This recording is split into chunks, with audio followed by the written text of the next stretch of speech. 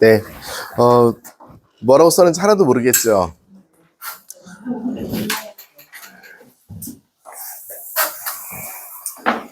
오늘 이런 거 한다고요. 저기 문자 보셨어요?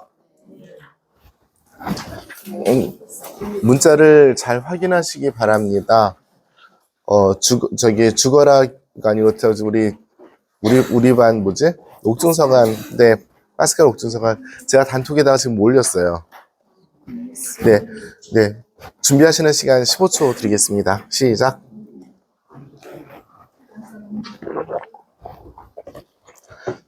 굿뉴스 다 다운 받으셨죠? 네, 굿뉴스를 펴시고 거기에 보면은 굿뉴스가 제가 알기로 두 종류가 있을 거예요. 서울교국기 하나 있고 수원교국기 하나 있을 텐데 이게 무슨 색깔이야? 잠깐만. 하늘색으로 되어 있는 거. 이게 뭐죠? 녹색 비슷한 건가? 옥색? 짙은 옥색? 네, 그걸 켜세요. 굿뉴스가 두 개 있죠.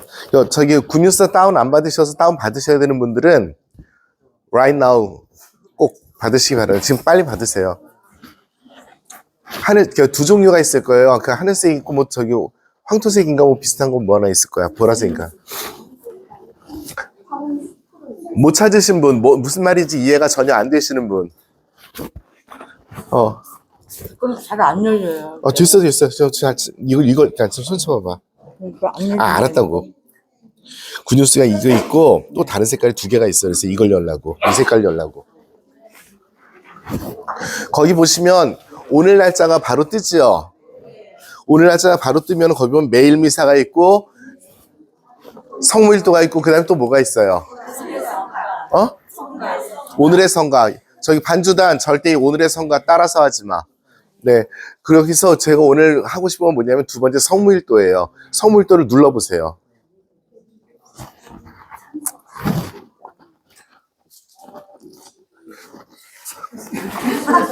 왜요? 다 눌렀어요?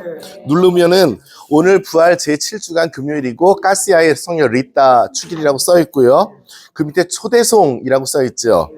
초대송 오른쪽 끝에 보면 화살표가 아래로 돼 있을 거예요. 그걸 눌러보세요. 그러면 초대송, 독서기도, 아침기도, 낮기도 3개, 저녁기도, 끝기도 이렇게 켜 있죠. 네, 낮기도가 왜 3개예요? 3시경, 6시경, 9시경인데 왜 3개씩이나 있냐고. 낮에 셋 중에 하나만 하면 돼요. 셋 다 하면은 하루 일상을 못 살아. 3시가 몇 시예요? 3시가 3시죠. 3시인데 가만히 있어봐. 아침 6시가 빵시예요. 그러니까 3시경은 9시라고 엘리사벳 자매님께서 정답을 이미 말씀하셨습니다. 그러면 6시는 12시, 9시는? 그러니까 그 진짜 되게 시끄럽게 떠드네 진짜. 허나에 안녕하세요. 내가 허나에한테 빚져가지고 지금 사실 할 말이 없어. 지난 월요일날 해서 잘 안 되는 거예요. 뭐 안 터져서. 그러면 내가 터뜨려줄게. 일로 갖고 와봐. 인터넷이 연결이 안 되면 나중에 보세요. 저기 옆에 저쪽이 별로 인기가 없나 봐. 이쪽에 딱 붙네. 둘이서. 네. 그렇게 하시기 바랍니다. 어떤 긴 머리 중에서 어떤 긴 머리인가? 그 긴 머리네. 여기 봐. 자, 그래서 낮기도는 그게 3개인데 그러면 9시가 몇 시라고요? 현재 오후 3시죠. 자, 그러면 9시경 끝나면 대충 몇 시쯤 되려나? 성무일도 낮기도는 되게 짧아요. 네. 9시 하는 이유는 4시부터가 저녁 기도를 바칠 수 있는 시간이에요. 전례적으로 4시부터가 저녁 기도를 바칠 수 있다는 무슨 뜻이에요? 4시부터 그 다음날 뭐를 할 수 있다는 거잖아. 토요 주일 미사는 오후 4시부터 드릴 수 있어요. 토요 주일 미사는 오후 4시부터 드릴 수 있어요. 그러니까 특전 미사라고 표현되는 그 미사입니다. 그러니까 오후 3시에 토요 주일 미사를 드리면 전례적으로 안 맞는 거예요. 오케이? 네. 자, 제가 굳이 이걸 알려드린 이유는 거기 지금 몇 시예요? 11시. 뭐, 그럼 지금 저기, 낮기도에 삼시경을 드려야 될까? 육시경을 드려야 될까? 육시경. 아, 육시경. 오시경이지, 오시경. 근데 오시경이 없잖아. 그래서 이건 잘 맞춰서 하면 되는데, 거의 많은 경우에 수도원들에서 이걸 잘 지키지만, 그 수도원들에서 뭐, 그 시간들이 이렇게 그거에 맞춰서 짜지니까. 그러면, 구시경, 그러니까, 낮기도를 처음 하는 게 그러니까 아침 9시예요. 그러면 아침에 몇 시까지가 9시일까? 8시 50분. 그쵸. 대충 그쵸. 우리가 낮기도 시작하는 시간과 낮기도 끝나는 시간이 삼시경과 구시경이니까, 삼시경이 시작되기 전까지가 아침이겠지. 그러니까 9시 이전 시간까지가 아침이고, 9시부터 3시의 시간들이 낮 시간이고, 옛날 전례적인 것이 그런 것들이에요. 이해하셨죠? 그러면 아침 기도는 몇 시부터 몇 시까지 하면 좋을까? 6시부터 아침이 몇 시부터 시작돼요? 네, 전통적으로 아침 시간은 네, 알았어요. 아침 시간은 우리가 빵시가 있잖아. 빵시니까 6시가 아침 6시부터 아침이라고 이야기를 해요. 우리 성당은 5시부터 아침이에요. 우리 성당은. 근데 분도 수도회 같은 경우는 밤에 기도를 많이 하거든. 밤 기도를 하고 2시에 일어나서도 하고 4시에 일어나서도 하고 5시에 일어나서도 하고 별짓 다 하는데 보통 5시부터 아침 기도를 하더라고. 그래서 제가 아침 뭐 새벽 미사 그런데 우리 성당 새벽 미사 없다고 얘기하는 게 그거예요. 아침 6시. 자, 오늘 아침 기도를 한번 눌러보세요.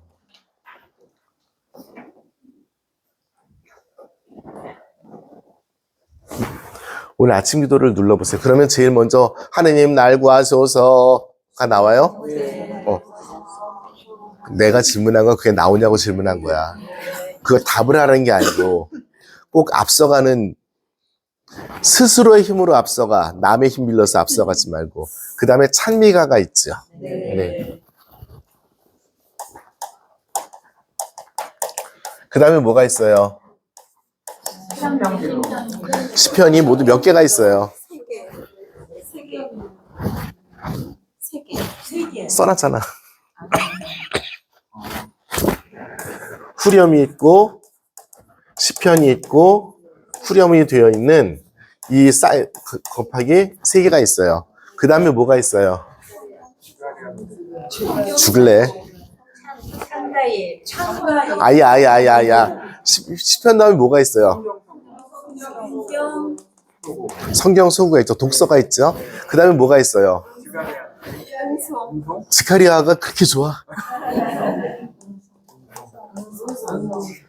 응송이 있죠. 응송은 모두 그러니까 선창하는 사람이 거기 보면은 선창하는 사람하고 후창하는 사람이 구별이 돼 있죠. 하얀색 동그라미, 짙은색 동그라미, 함께 동그라미.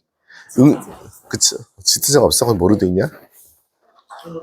두 동그라미? 한 동그라미, 두 동그라미. 네. 그렇습니다. 자, 응송이 있어요. 응송이 있는데 모두 세 번, 주고 받고를 3번 하게 돼 있어요. 계응이 3번이에요. 자, 엘리사벳하고 저거 할게요. 한 동그라미 할래? 두 동그라미 할래? 저 뒷동그라미. 시작해, 그러면. 주님은 무덤에서 아니, 그냥 해. 뭘 높여. 잘 보세요. 이게 어렵기 때문에 그런 거야. 주님은 무덤에서 부활하셨도다. 알렐루야 알렐루야. 하지마. 우리를 위하여 십자가에 달리셨도다. 알렐루야, 알렐루야. 그죠? 영광이 성부와 성자와 성령께. 이렇게 하는 게 아니죠. 그죠? 주님은 무덤에서 부활하셨도다. 알렐루야, 알렐루야. 우리를 위하여 십자가에 달리셨도다. 알렐루야, 알렐루야. 영광이 성부와 성자와 성령께 까지만 하고 주님은 무덤에서 부활하셨도다. 알렐루야, 알렐루야. 이렇게 되는 거예요. 그래서 그 응송이 조금 어려워요. 응송나면 뭐예요? 그 다음에 여기도 마찬가지로 후렴이 있고 노래가 있고 후렴이 있어요. 그 다음에요. 청원기도 있죠. 그 인트로덕션이 있고 그 다음에 기도하면 받게 돼 있죠. 거기 보면 대시가 있죠. 대시가 있고 밑에 두 동그라미가 있죠. 두 동그라미는 이제 하지 않아요. 대시 있는 거라서 대시를 기준으로 선창자, 후창자입니다. 선후. 자, 청원기도가 있어요. 내가 써놓고도 뭔 말인지 모르겠다. 청원기도 다음에 뭐가 있어요? 주님의 기도가 있죠. 그 다음에 마침기도, 그 다음에 강복 혹은 파견기도.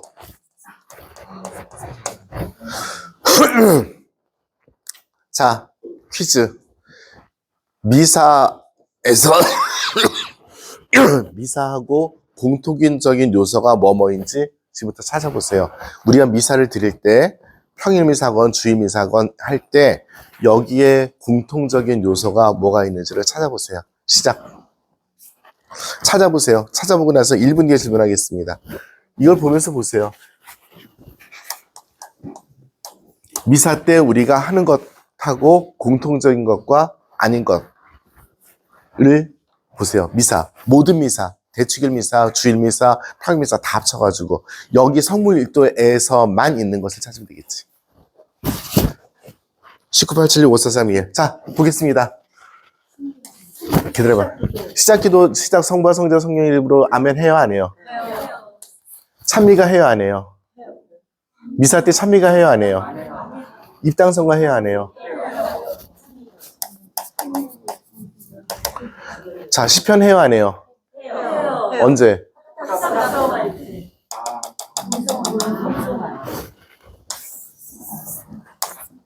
성경 소구 있어요, 없어요? 어디에 있어요? 독서와 복음. 음성 있어요, 없어요? 지카리아 노래 있어요, 없어요? 저녁 기도에서는 성모님의 노래를 해요. 청원기도 있어요, 없어요? 언제 있어요? 주일날 하죠. 네. 주님의 기도 미사 때 해요, 안 해요? 마침 기도 해요, 안 해요? 영성치유 하죠? 그 다음에 강복 있어요, 없어요? 네. 근데 이거는 평일에는 없죠. 네. 공통적으로 다 있는데 이 세 가지만 없어요. 그죠? 그래서 미사와 함께 성물일도를 드릴 때는 이 세 가지를 해요. 주일 미사 때도 청원 기도를 대신 이걸로 바쳐요. 수도원이나 신학교에서 그래요. 너무 쉽죠? 그러니까 결론적으로 찬미가도 저기 시편과 지카리아의 노래 혹은 저녁 기도 때는 성모의 노래, 성모의 노래 똑같아요. 아침 저녁 기도가 똑같아요. 청원 기도 이 세 가지만 하면 성무일도와 함께 미사를 다 드릴 수 있는 거죠. 그래서 미사 안에서 성무일도를 바칠 땐 이렇게 해요. 저의 꿈, 처음 올 때부터의 꿈, 월수금 미사, 아침 미사를 이렇게 드려볼까. 어차피 스마트폰에 다 있어요. 그래서 하면 시간이 조금 길어지겠지. 대신에 성무일도가 무엇인지 우리 성당에 좀 도입을 시켜보고 싶은 생각. 해독단장님 공부 다 했지? 해독하잖아 원래. 문자도 해독하시고 사람 마음의 독도 없애시고. 아침에 비 오신 분한테 이야기를 했어요. 내 생각으로 이거 하고 싶었다 오래전부터. 근데 우리 성당 뭐 하려고 그러면 맨날 부딪히는 게 너무 많아가지고, 그리고 이런 걸 할 준비가 돼 있을까 생각을 했는데 이제는 해야 될 것 같다는 생각. 제가 온 지 3년 됐으니까 앞으로 2년 더 남았는데 내가 하고 싶은 거 하고 가려고 맨날 한 마디씩 물러섰는데, 제가 알려주고 싶은 거는 행사나 이런 게 아니에요. 기도하는 것과 영적으로 깊어지는 거지. 여태까지 뭐 일 많이 한 것 같죠? 아무 의미 없어요. 이런 게 훨씬 더 중요하고 성경이 훨씬 더 중요하고. 고민을 할 겁니다. 3년 동안 고민했는데 우리 신자분들의 상황을 놓고 봐야 되니까 고민할 거고요. 왜? 좋은 소리 안 했을 것 같아. 얼굴 표정이. 네, 그렇습니다. 힘드시면 월요일 아침, 월수금 아침에서 오시지 마세요.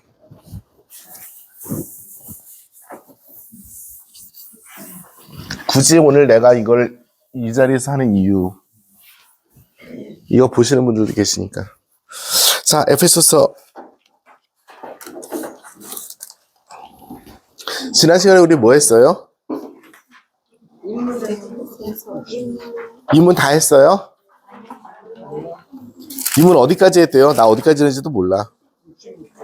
66페이지가 내가 어딘지 알아? 성격. 성격까지 했어요? 성격 할 차례예요? 성격 죽이지 우리가. 네, 에페소서는 써있죠. 전통적으로 필리피서, 콜로시서, 필리몬서와 함께 옥중서관이라고 불린다. 저를 보세요. 고개 숙이기만 해봐. 뭐라고? 에페소서, 콜로새서, 필레몬서, 필리피서. 다시. 에페소서, 필리피서, 뭐라고? 콜로페서? 네, 그래요.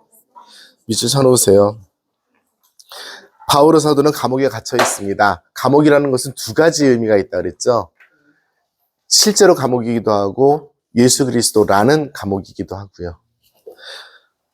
그래서들 결혼하셨지? 네. 두 번째, 에페소서는 다른 성황과 비슷하다는 사실에서 문제가 일어납니다. 에페소서에서 역사적 자료의 형태를 지닌 모든 사항이 콜로새서에서도 그렇게 많이 나타나기 때문에 그렇습니다. 그래서 콜로새서와 비슷하다고 얘기를 했어요. 자, 에페소서 바오로 사도가 썼어요, 안 썼어요? 안 쓴 거예요. 바오로 사도의 교회가 쓴 거예요. 그러니까 이 얘기하면 옛날에 우리 신자분들이 그냥 막 분심이 들기 시작해서 그럼 성경이 거짓말이에요 막 이렇게 하는데 그게 아니죠. 성경은 하느님의 말씀이에요. 바오로 사도의 말씀이 아니라 그 하느님의 말씀은 사람에게도 내려오지만 교회 공동체에 내려오기도 해요. 이 사실을 받아들이는 게 굉장히 힘들어서 예를 들어서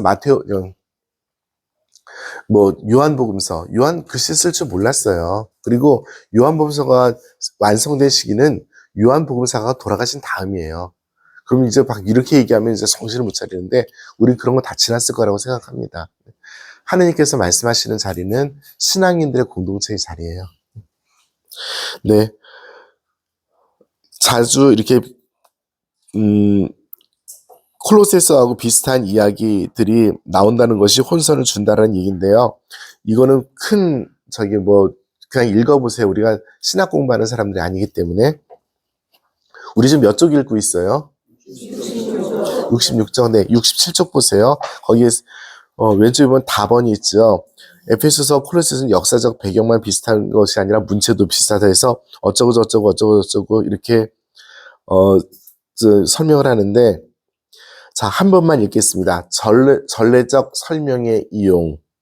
그러니까 전례를 설명하는데 비슷한 단어들과 형식이 사용된다는 이야기겠죠. 과중한 문장 구성. 과중하다는 말은 뭐냐면 그냥 한마디만 하면 되는데 여러 말 해요. 네.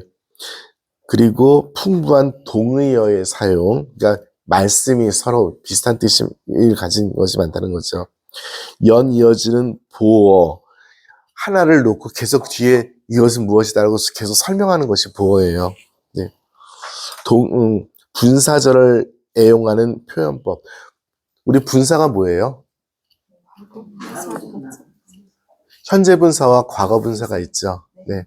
이거는 그리스어 문법과 관련된 것이기 때문에 그냥 지나가도록 하겠습니다. 영어로 우리가 저희 현재 분사가 있고 그 과거 분사가 있죠. 그리고 동명사라는 것도 있죠. 동명사가 뭐 기억하실 거예요. 그래 우리나라 말에는 그런 것들이 참 없잖아요. 그러니까 그런 건데 네, 그리스 문법. 네. 그렇습니다. 그 동의어를 사용하고 저희 시제를 그렇게 썼다는 것이 중요한 이유는 콜로새서와 비슷하다는 이유 때문이지 그것이 특별히 어떤 신학적인 의미를 갖는다는 뜻은 아니에요. 그 다음에 지혜 문학의 영향, 이거는 나중에 보도록 하겠습니다. 그래서 콜로새서하고 에페소서가 이렇게 비슷하다라고 이야기하는 것이 사실 계속해서 나오는 성격이에요. 그래서 잠정적으로 보면은 거기 뒤에 1번부터 나오는 것이 에페소서는 바오로 사도가 쓴 어떤 기초 편지에다가 에페소 공동체가 더욱더 첨가를 했을 거다. 그거 1번이에요. 그 다음에 그 에페소서와 콜로새서는 비슷한 시간에 집필이 되었을 텐데 두 교회에 보낸 편지들이 있고 그것이 서로 상호작용을 했을 거다라고 해서 마지막에 집필 과정에서 어떤 영향들을 주고받았는지에 대해서 이야기할 수 있는 부분이 많다라고 하는 거죠. 그러니까 콜로새서와 에페소서를 다 읽어본 양쪽의 교회가 어떤 것을 취사 선택할 것인가 라는, 그리고 단순히 이것은 에페소 교회와 콜로세 교회뿐만이 아니라 다른 교회도 마찬가지예요. 이 편지가 두 교회에만 전해진 것이 아니라, 보세요. 저를 보세요. 예를 들어서 지금 내가 복음서를 썼어요. 복음서, 그러니까 우리가 가지고 있는 성경은 구약 성경밖에 지금 없어요. 구약 성경밖에 없고 아직 성경이 안 쓰여졌어요. 잘 아시다시피 테살로니가 신자들이 보내신 첫 번째 편지가 신약 성경의 첫 번째 책인데 그 책이 쓰여진 것이 56년에서 60년 사이예요. 그러면 예수님께서 승천하시고 거의 20년이 지난 시점이고 사도들도 그때 조금 있다가 다 순교하실 거예요.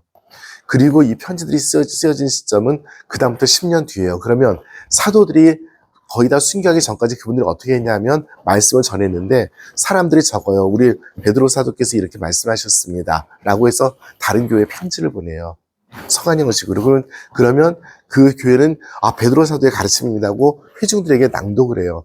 이런 것들이 집필 과정에서 이루어지는 것이기 때문에 단순하게 어떤 베드로 사도가 이렇게 쪽쪽쪽 써가지고 만들어진 형식의 그 베드로서가 원래부터 있었던 것이 아니라 여러 교회들이 같이 이야기하고 그 사도가 어떤 이야기를 했었는지를 같이 집성을 하는 과정들을 겪게 돼요. 바오로 사도의 편지 역시도 여러 교회가 콜로세 신자들에게 이런 편지를 보냈대. 그렇구나. 근데 이건 좀 이상해. 어쩌면 이렇게 말씀하셨을 거야. 이런 과정들을 겪게 되는 거죠. 그러니까 한 지역교회 보낸 편지가 딱 그것만은 아니라는 거예요. 지금 그 얘기를 계속 하고 있어서 죄송하지만 어쨌든 그렇습니다. 그래서 요 부분의 결론은 콜로세서가 먼저 쓰였다. 그리고 나서 에페소서가 거기에 영향을 받았을 거다. 그 이야기를 주장창 길게 하고 있어요. 그런데 읽어서 들으시긴 좀 어려울 것 같아서 제가 좀 풀었습니다. 그런 내용입니다. 오케이? 네. 그 다음에 이야기들도 무슨 편지가 먼저 쓰였고 무슨 편지가 먼저 쓰였고 어쩌고 저쩌고 성향 내용을 어떻게 했는데 자, 신학교들 들어가시기 바랍니다. 됐죠? 네. 자, 이제 중요한 것은 이 신학이에요. 신학인데 당연히 이 책을 읽을 거예요.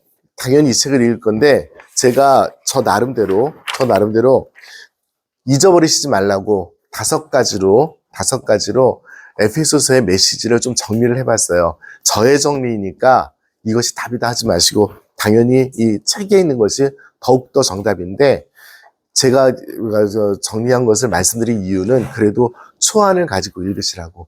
제 것이 결론이 아닙니다. 제 것은 인트로덕션입니다. 첫 번째.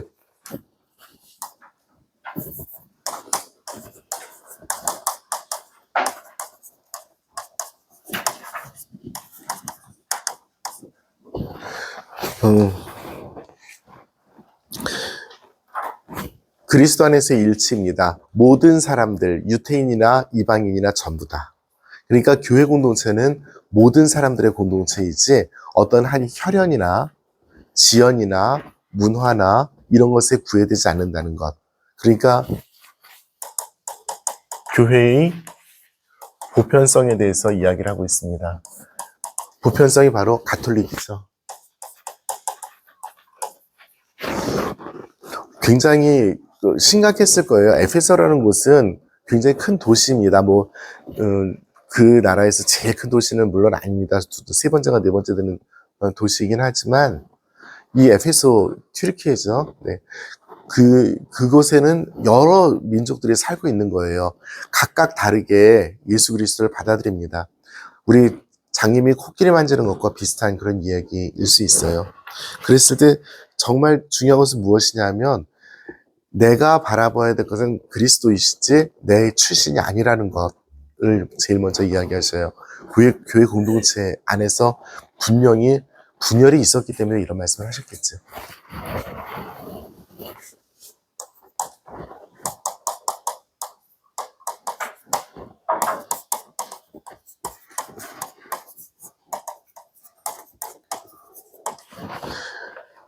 구원을 얻는 조건은 하느님께 대한 신앙을 가지고 있을 때 가능합니다. 그리고 그 신앙을 가진 사람에게 하느님께서 은총을 내리십니다.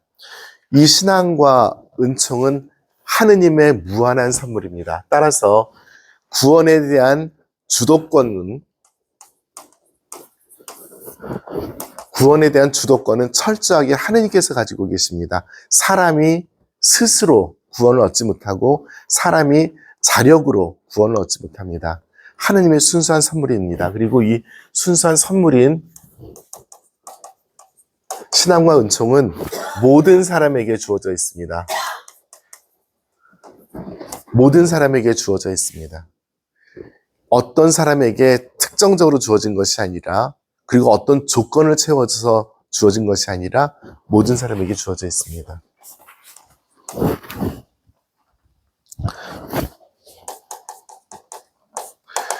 바오로 사도께서 쓰시는 단어 중에서 신비라는 단어가 있습니다. 신비는 하느님의 구원 계획입니다. 여러 번 말씀드렸죠? 지금까지 감춰진 것이 세상에 드러났습니다. 예수 그리스도에 의해서 드러났습니다. 그 신비는 감추어진 놀라운 우리와 다른 그것이 아니라 우리에게 드러난 하느님의 사랑입니다. 사랑의 계시입니다. 그러니까 감춰져 있는 게 아니에요. 신비라고 해서 하느님 것이거나 비밀이 아닙니다. 모든 얘기 있습니다.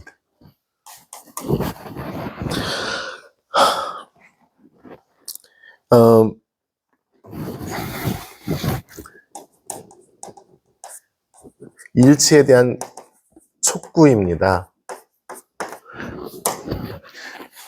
여러분이 부르심을 받았을 때를 생각해 보십시오. 여러분이 세속적으로 보면 어떤 자랑거리가 있었습니까? 하지만 예수님께서는 여러분 모두를 부르셨습니다. 입니다.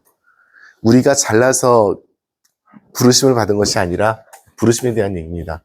이 부르심 때문에 우리가 그리스도교 신자가 되었으니까 서로 일치하십시오입니다. 그냥 저 갑자기 또 삼천포로 빠져서 죄송한데, 하느님께서 저를 부르셨을까요? 아니면 제가 저를 불렀을까요? 신부된 게. 함부로 대답하지 마세요. 누가 자신 있어 그렇게.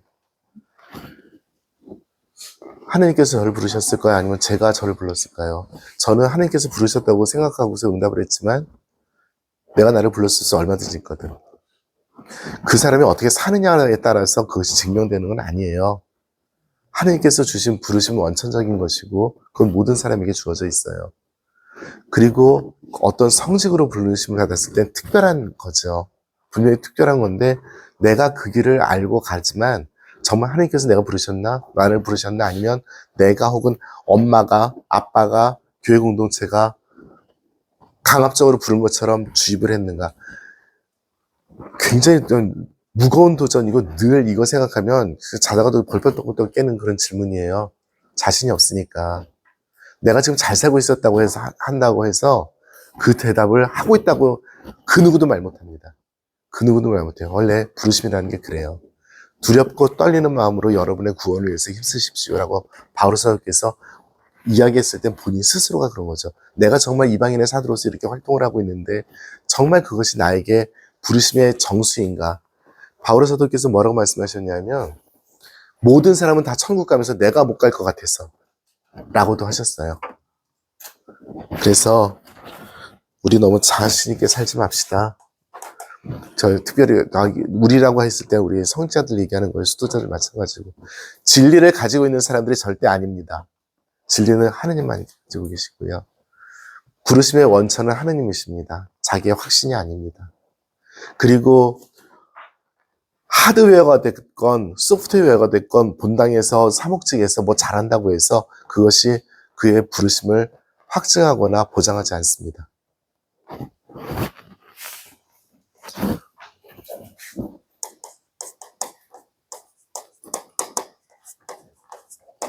하느님으로 무장하십시오. 하느님으로 무장하십시오. 하느님으로 무장하십시오. 하느님으로 무장한다는 말은 내가 악과 싸운다는 이야기죠. 윤리적인 삶을 잘 살아가려는 얘기입니다.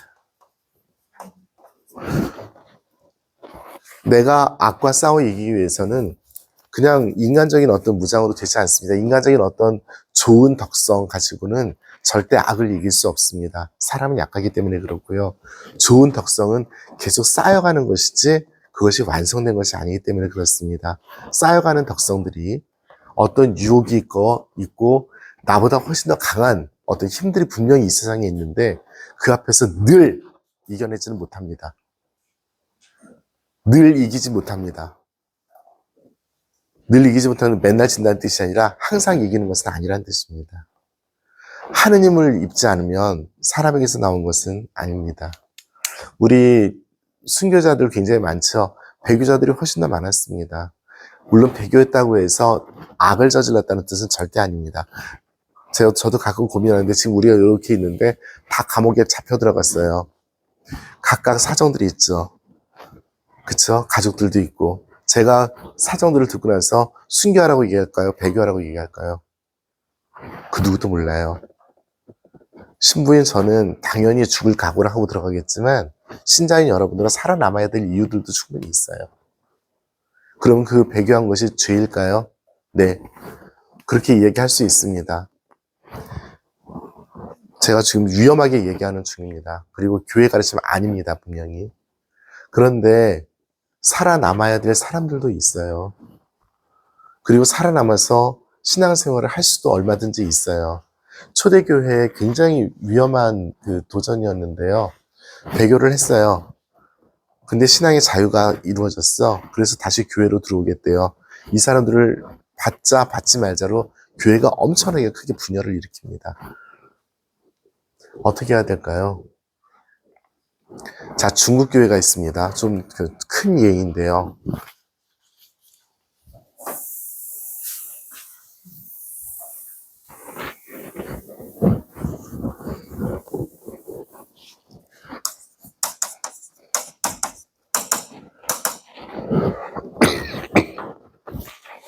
열교는 뭐냐면 교회를 분열시키는 겁니다. 교회를 분열시키는데 교회를 분열시키는 가장 큰 방법은 두 가지입니다.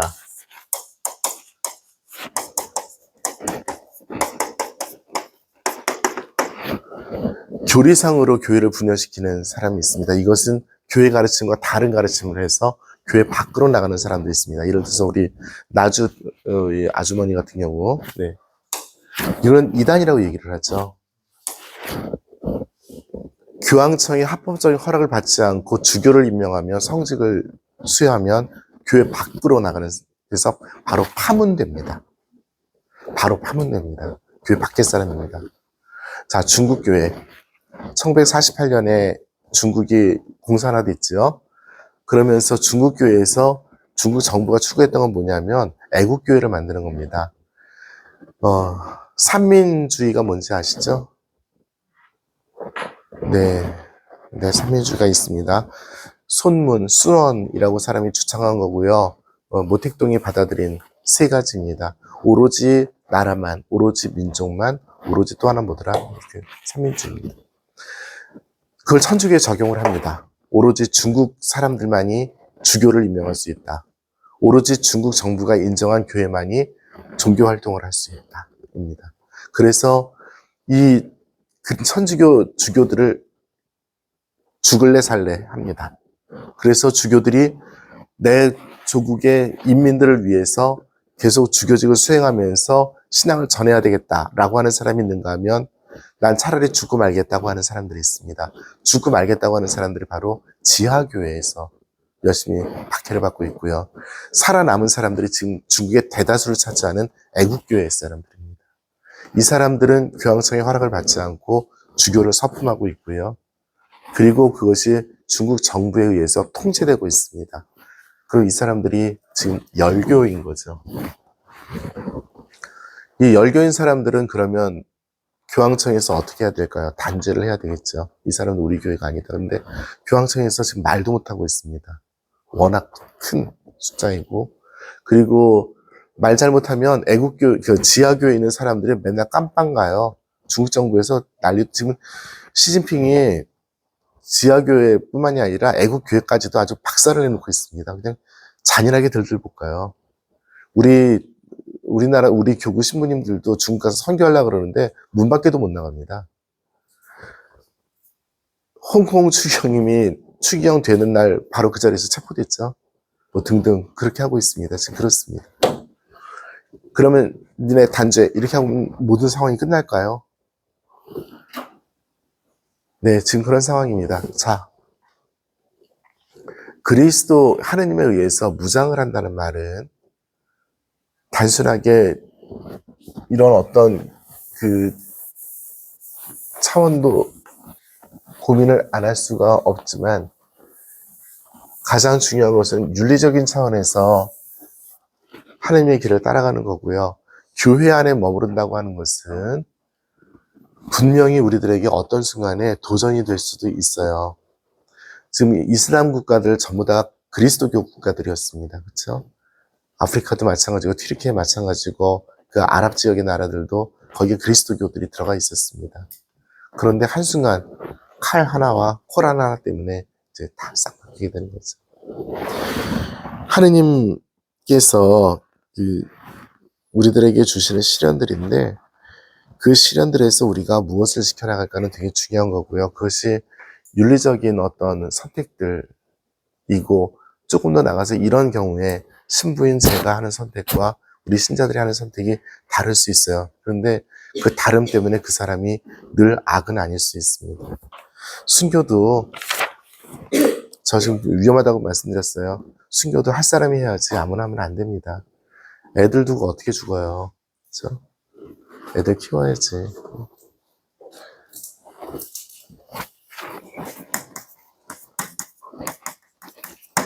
엔도 슈샤쿠의 침묵이라는 소설 다 읽어보셨죠? 내용은 다 아실 거라고. 왜?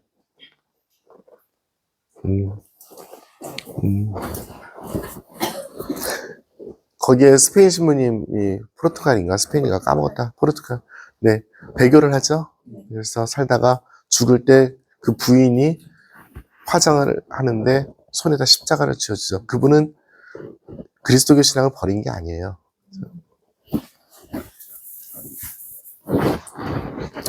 네, 이렇게 5가지로 대충 정리를 해보았습니다. 그래서 에페소서의 메시가 되게 다 중요한데 저 나름 정리한 거 말씀드리고요. 그리고 이게 답은 아닙니다. 가장 기본적인 것으로 하고 더욱더 이렇게 우리들에게 잘 알려주는 우리 텍스트의 말씀들 같이 보도록 그렇게 하겠습니다. 자, 거의 몇 가지 주제를 열거하면 다음과 같다 해서 대쉬로 되어 있는 것들이 있지요. 찾으셨어요? 네. 자, 보겠습니다. 예수 그리스도에게서 완성된 하느님의 큰 구원 사업이 이 서간의 핵심에 자리 잡고 있습니다. 예수 그리스도에 의해서 완수된 하느님의 큰 구원 사업. 모든 사람을 구원하기 위한 거겠죠? 네. 2번째, 하느님 은총의 선포와 찬양이 서두에서부터 마지막 후기에 이르기까지 이 서간 본문 전체의 어조를 결정짓습니다. 이건 본문을 보면서 말씀드리도록 하겠습니다. 1장 3절부터 14절은 그리스도 찬가입니다. 네, 네. 세상의 화해, 아까 말씀드렸던 이방인도 아름다운 표현입니다. 우리 모두 다 하나님 나라의 시민들입니다. 우리는 citizen of God's kingdom입니다. 오케이? 네. citizen입니다, 우리.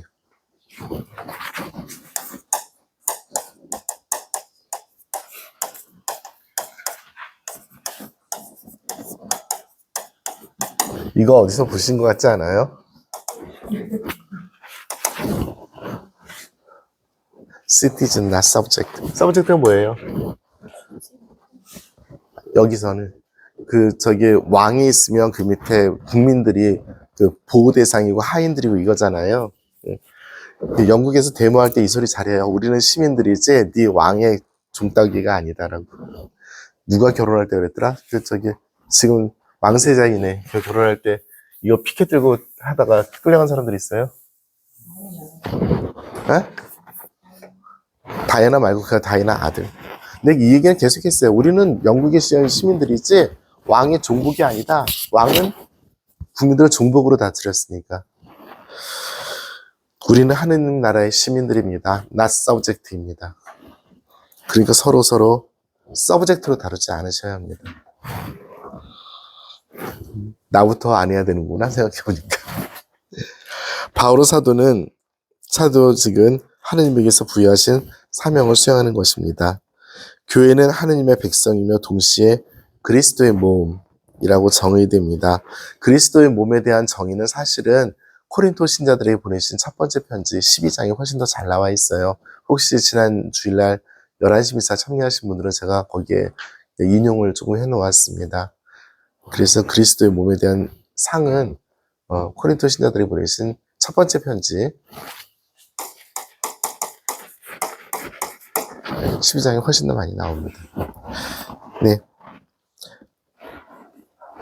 이 에베소서는 교회에 관련하여 깊은 철학적 사색으로까지는 들어가지 않는다.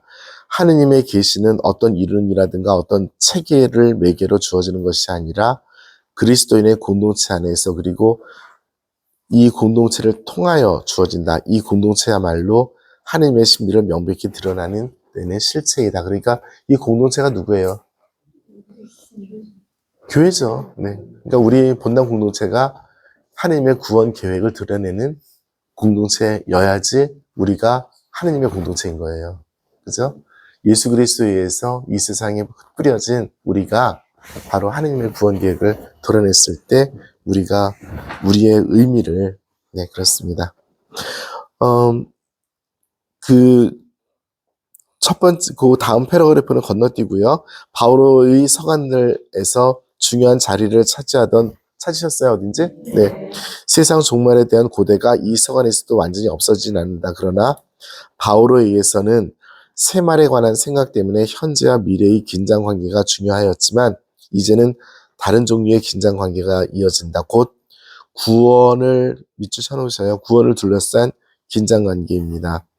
그리스도 안에서 실현된 교회의 계시된 구원은 천상 영역까지 반향을 일으키는 교회 곧 그리스도의 몸의 성장과 더불어 충만히 펼쳐져야 합니다. 즉 다시 말해서 그 하느님께서 예수님께서 언제 오실까라고 하는 종말론적인 생각이 있는가 하면 이 종말이 어떤 차원이냐면 어떤 시점에서 이렇게 언제 오시냐 이게 아니라 성장해 나가는 거예요. 종말이 지금에서부터 지금 우리의 예수님의 계시에서부터 계속해서 종말에 대한 생각들이 성장해 나가고 그 성장의 인식의 마지막이 있을 때 종말이 이루어지게 될 겁니다. 시간으로서가 아니라 인식과 상태로서의 종말입니다. 네, 밑에서 두 번째 줄 에페소서에서는 하느님의 은총도 더 이상 하느님과 그분의 백성 사이에 벌어지는 대심판이라는 것이 아니라 신비, 즉 계속해서 하느님께서 우리를 성장시켜 나가시는 것이 은총입니다. 마지막 날에 죽었을 때 저울추를 재서 그래 봐줄게 이것이 은총이 아니라 계속해서 우리가 은총 속에 살아가면서 성장하는 것이 은총입니다. 그래서 우리들 사이에 있는 갈등과 분열, 예를 들어서 여기 뭐 읽어보시면 아시겠지만 이스라엘 사람들과 이방인들 사이에 있는 갈등도 우리가 성장을 통해서 같이 이겨낼 수 있는 은총의 대상일 뿐입니다. 그것이 못 넘을 것이 아니라 넘어설 수 있는 은총의 대상입니다. 네, 그런 이야기들이 쓰여 있고요. 네, 지금 우리 몇 쪽 읽고 있어요? 69쪽? 네, 69쪽 오른쪽 라인 읽고 있죠? 밑에서 한 10번째 줄 되나요? 이전의 서간들에서는 교회가 일반적으로 지역 공동체를 가리킵니다. 그러나 에페소서에서는 콜로새서에 이어 콜로새서가 먼저 쓰였어요? 에페소서가 먼저 쓰였어요?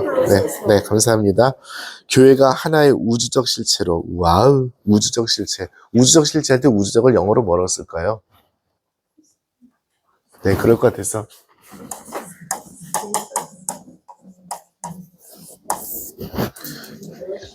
코스메틱 아니에요. 아니야. 유니버셜입니다. 유니버셜은 뭐냐면 범우주적인, 그래서 총체적이라는 뜻입니다. 하늘에 별이 있고 달이 있고 이게 아니라 전체적인. 그리고 시간 안에 자리 잡은 우주 안에 시간이 있겠죠. 공간도 있고 사람도 있고 그런 전체라는 뜻입니다. 그리고 그 우주는 자신의 모습을 시간과 공간에서 드러내 보여줘요. 시간 안에 자리 잡은 역사적 실체로 로만 여겨지던 교회가 이제는 그리스도 안에서 우주적인 존재, 즉 모든 것을 다 포용하는 충만함의 존재로 드러나게 됩니다. 그러니까 우리는 제가 여러 번 말씀드렸잖아요. 우리들에게 우연인 것처럼 보여도 모든 것은 하나님께 필연이라고.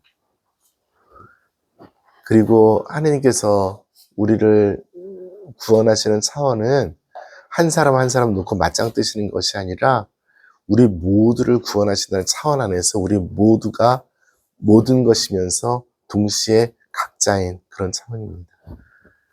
그러니까 나 혼자는 하지 마세요. 없어요. 나 혼자 없어요. 하나님한테는. 그냥 다 자식들일 뿐입니다. 교회가 바로 그리스도의 충만함, 곧 그리스도로 충만해져 있는 실체입니다. 그리고 우주의 머리이신 그리스도에 관한 말이 이제는 교회에 관한 말이 됩니다. 왜냐하면 그리스도가 교회의 몸, 그리스도의 신비체의 머리이기 때문에 그렇습니다. 교회는 그래서 신자들의 공동체입니다. 그런데 그 신자들은 그리스도를 중심으로 모인 사람들이죠. 그래서 교회는 그리스도의 공동체입니다. 신자들의 공동체이기도 하지만 더 근본적으로는 그리스도의 공동체입니다. 똑같은 이야기를 계속 반복하고 있는데요. 주도권과 중심점은 항상 그리스도에게 있습니다. 사람에게 있는 게 아니라. 그래서 이건 우리가 헷갈리지 말고 항상 잘 봐야 되는 부분입니다. 성당에 가서 기도할 때 우리는 나 중심으로 기도를 하죠. 오늘 어떻게, 내일 어떻게, 우리 자식이 어떻게, 등등 합니다. 당연한 기도인데요. 그래도 기도를 조금씩 바꾸어 보세요. 전 세계도 바라보시고, 호르무즈도 바라보시고, 내 자식들도 바라보시고, 우리가 알지 못하는 사람들도 기억하시고, 그리고 몇십억 년 전부터 시작된, 그리고 앞으로 몇십억 년 동안 계속될 이 지구도 생각하시고, 돌아가신 공룡님도 불쌍히 여기시고, 걔네들 굶어 죽었대잖아. 먹을 게 없어서. 몸이 커가지고, 아이씨.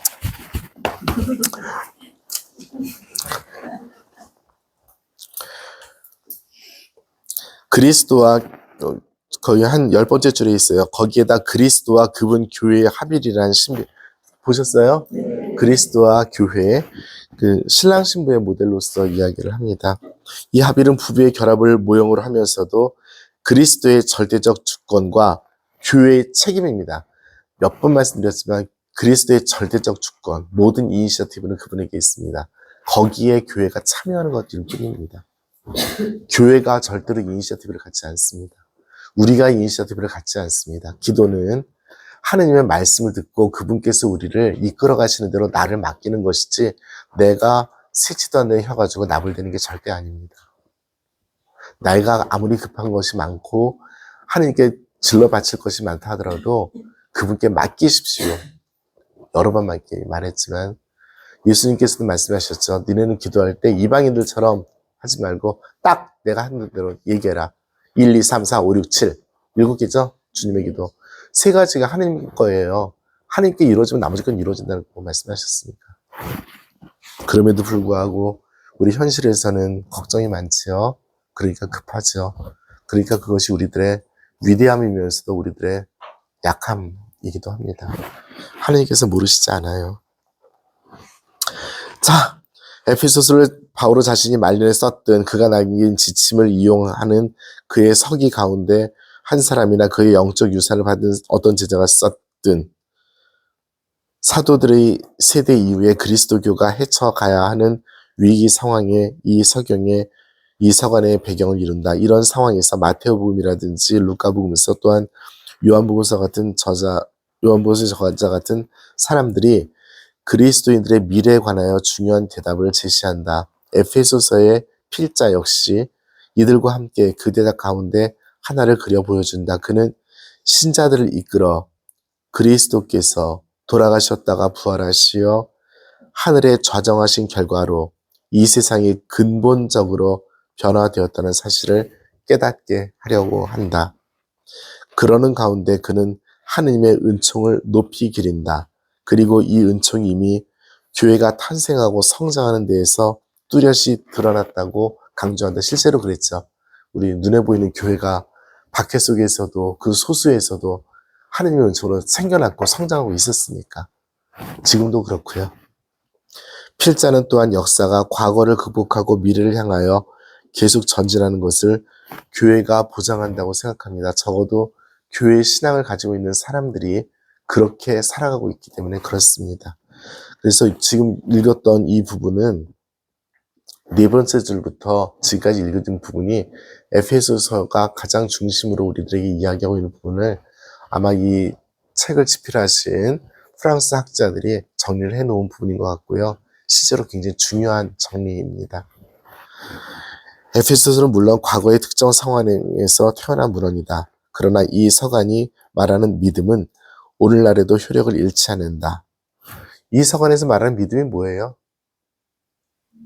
그래서 결론적으로 뭐예요? 여태까지 1시간 내내 떠들었는데 하느님의 구원 계획 안에서 예수 그리스도께서 드러났고 교회 공동체가 그 예수 그리스도를 통해서 세상을 변화시키고 사람들을 변화시켜서 구원으로 이끈다는 믿음입니다. 예수님을 믿는다는 것은 이렇게 현실적인 것입니다. 예수님은 하나의 어떤 상으로서 존재하시는 것이 아니라 살아계신 분으로 존재하시는 거고요. 그 살아계신 분과 함께 내가 마음으로 또 행동으로서 믿어내는 것이 믿음입니다. 그냥 예수님 믿습니다. 이게 아니에요. 오케이?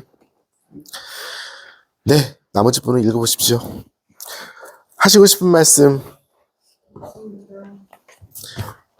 다음 시간에는 본문 줄줄이 읽어나가도록 그렇게 하겠습니다. 오늘이 며칠이에요? 다음에는 29일이죠? 뭐 우리 강의할 수 있는 날이죠? 네. 딴 약속이 있어서 제가 헷갈렸어요.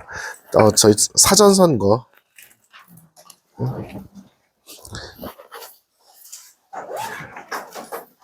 아침에 6시 미사 끝나고 사전선거하러 가실 분. 밥 쌀게. 아침 6시 미사 끝나고 다음 주 금요일 날. 투표 꼭 하시기 바랍니다. 선거 꼭 하십시오. 그리고 아직 기도 안 끝났어. 지금 아까 성장이라고 알어. 계속 얘기할 거지? 교수님 아까 그 성장이라는 얘기가 성장이라는 얘기가 창조라는 부분이 이건 아니에요? 새창조하고 비슷한 개념이지만 다른 개념이에요. 새창조는 하느님께서 주권을 가지고 무엇인가를 새롭게 만드는 거고요. 성장은 우리가 그리스도를 닮아감이라는 개념으로 더 설명하기 나아요. 새창조라고 한다면 하느님의 이니셔티브로 무엇인가 완전히 새로운 것이 만들어지는 것일 수 있어요. 요한 묵시록에서 얘기하는 그런 개념은 그래요.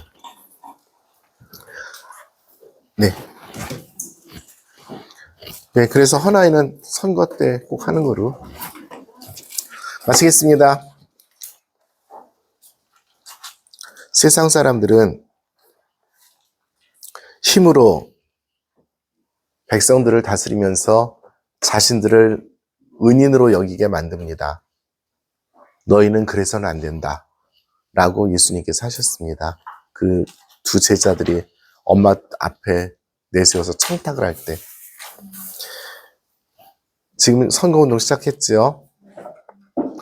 뭐뭐 하겠다고 다 약속을 하는데 경제적인 약속들만 합니다.